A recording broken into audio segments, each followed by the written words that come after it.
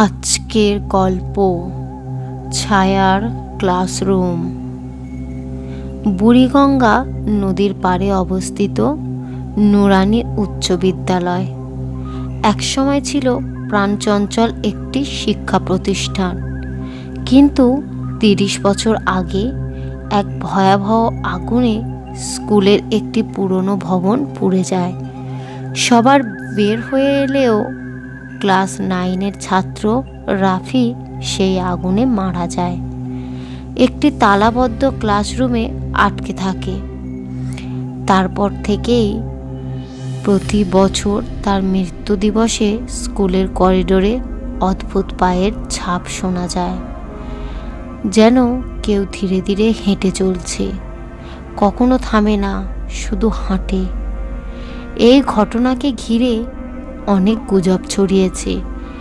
অনেকে বলে রাফির আত্মা এখনো খুঁজে ফেরে, বার হওয়ার জন্য পথ খোঁজে। এই রহস্য উন্মোচনে আগ্রহী হয়ে ওঠে ক্লাস 10-এর 4 ছাত্র, মারুফ, ইমরান, সজল আর আরফাত। তারা সিদ্ধান্ত নেয় এবার রাফির মৃত্যু দিবসে তারা রাতে স্কুলে প্রবেশ করবে। সেদিন রাত 11টা। 4 বন্ধু প্রাচীর ডিঙিয়ে স্কুলে ঢোকে। চারপাশ অন্ধকার, বাতাসে এক অদ্ভুত গন্ধ, পুরনো বই আর পোড়া কাঠের মতো। হঠাৎ করিডোরের শেষ মাথা থেকে কড়া শব্দ শোনা গেল, যেন কারোর পা টাইলসে পড়েছে। একটি, দুটি, তিনটি শব্দগুলো আসছে, কিন্তু কেউ চোখে দেখা যাচ্ছে না। মারুফ পেছনে ফিসফিস করে বলল, পাটা দেখছো? সজল হঠাৎ চিৎকার করে উঠল, ওটা তো পায়ের ছাপ, সামনে দেখো। আলো ফেলে তারা দেখল এক জোড়া ভেজা কয়লার মতন কালো ছাপ পড়েছে করিডোরে। ধীরে ধীরে সামনে এগোচ্ছে। ছাপগুলো গিয়ে থামে সেই পুরনো ক্লাসরুমের দরজায়, যেটাতে রাফি আটকে ছিল। তারা দরজার কাছে যেতেই দরজাটা হঠাৎ খটাস করে খুলে গেল নিজে থেকেই।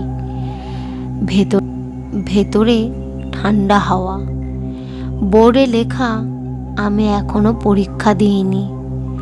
পেছনে তাকিয়ে দেখে এক ছায়ামূর্তি, চোখ নেই, মুখ পোড়া, শরীর ছেঁড়া, স্কুল ইউনিফর্মে ঢাকা। সে শুধু ফ্যাল করে তাকিয়ে আছে নিঃশব্দে। আরফাত ধীরে ধীরে বলল, তুমি কি এখনো আটকে আছো?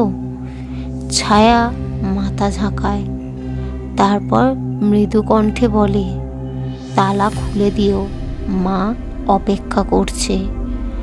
হঠাৎ বাতি জ্বলে উঠল। চারপাশে কেউ নেই, দরজাও আবার বন্ধ। পরদিন সকালে স্কুলের মালি দেখে দরজার তালা খোলা পড়ে আছে, অথচ সেই তালা বহু বছর ধরে খোলা হয়নি। সেই রাতের পর থেকে আর পায়ের ছাপ শোনা যায় না।